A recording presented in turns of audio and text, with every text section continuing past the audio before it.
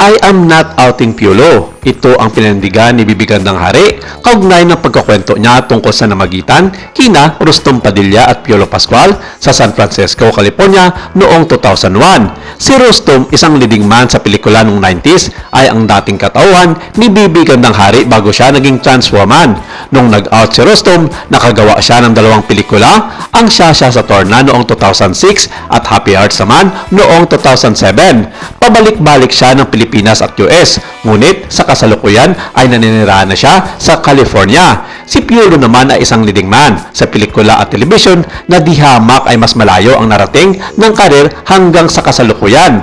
Nakilala siya ng gusto noon sa seryeng Esperanza taong 1998 na pinagbidahan ni Judy Ann Santos at nagtuloy-tuloy na maging A-lister nitong 2000. Bagamat maraming property si Piolo sa Amerika, dito siya sa Pilipinas at piniling manirahan. Umani na naman kasi ng batiko si Bibi Gandang Hari dahil sa pagsisiwalat na naman muli na nakaraan nila ni Piolo at maraming hindi natuwa sa pag-out nito muli sa nananahimik at popular na kapamilya aktor. Sa kanyang vlog nito lamang April 29, kasabay ng pagsagot sa mga akusasyon sa kanya, may katarayang iginiit ni Bibi Ganda na hindi niya ibinibisto ang sexual orientation ni Piolo Pascual sa mga panahong una nito isiniwalat na nakarelasyon pa sila way back sa Amerika. Ngunit tila may sariling luhika si Bibi Gandang Hari. Pinayuhan pa ni Bibi si Piolo Pascual sa dapat itong isagot kapag tinanong. Hindi raw maaring pumagitna ito sa lahat ng pagkakataon at paulain ang mga tao. Saad niya, kung nakikinig si Piolo, ito lang ang payo ko sa iyo, Piolo. Piolo, I am not outing you. I am only speaking or talking about my experience. Now, napakadaling sabihin na, that was just an experience. I'm a man. I'm straight man. Ang daling sabihin. Pwede mo rin sabihin na, yes, maybe I'm gay, but you can't be. You can't be in the middle. All the time, I make people guess and make people fight people because people are insinuating who you are. Huwag daw hayaan ni Piolo na ma-define ang kanyang pagkatao sa ginawang revelation ni Bibi Ganda. Sa puntong iyon, binanggit ni Bibi ang ginawa niyang paglaladlad sa kanyang sexualidad.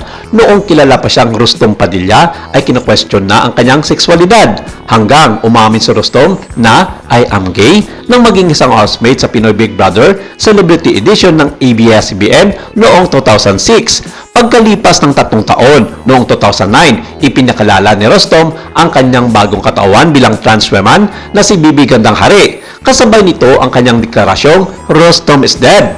Pagtatanggol pa ni Bibi Gandang Hari sa sarili, huwag siya sisisihin sa isyong pag-out ng ibang tao. Galit na galit siya dahil mga gay pa raw ang nababatiko sa kanya na tila nakakayang maging gay. Tila wala namang pangunawa si Bibi Ganda na maging sahanay ng kapwa gay may pinipiling talahon para maglantad o kung naisin, huwag maglantad kailanman. Hindi basta nangangulugang ikinakahiya nila ito, kundi maraming isalalang-alang. Ang dynamic at history ng pamilya, ang mga patakaran sa pinagtatrabawan, ang maaring epekto sa piniling career path at ang kakalabaning current convention ng lipunan. Pero hindi naman pwedeng manahimik sa pagkakataong ito ang kampo ni Piolo Pascual. Sa isang artikulo na inilabas ng kilalang showbiz media portal online, sinabi ng kampo ni Papa P na hindi na dapat pang paulit-ulitin pa ni Bibi Gandang Hari ang matagal nang nagsara na mga usaping wala namang katotohanan. Hindi maintindihan ng kampo ni Piolo kung bakit paulit-ulit itong ginagawa ni Bibi Gandang Hari ang batikusin ang kanyang pagkatao, gayong hindi naman niya ito pinapakailaman ang buhay nito. Dagdag pa ng kampo na kung ano man ang dapat palabasin ni Bibi Ganda sa publiko, maglabas di umano siya ng mga ebidensya at patunay na totoo ang kanyang mga sinawalat sa publiko dahil kung hindi naman daw ay nagagawa nito, maaaring kahihiyan lamang ang magiging kinalabasan ni Bibi Gandang Hari sa mata ng bawat Pilipino na sumusubaybay sa lahat ng galaw ng mga bituin sa Pilipinas.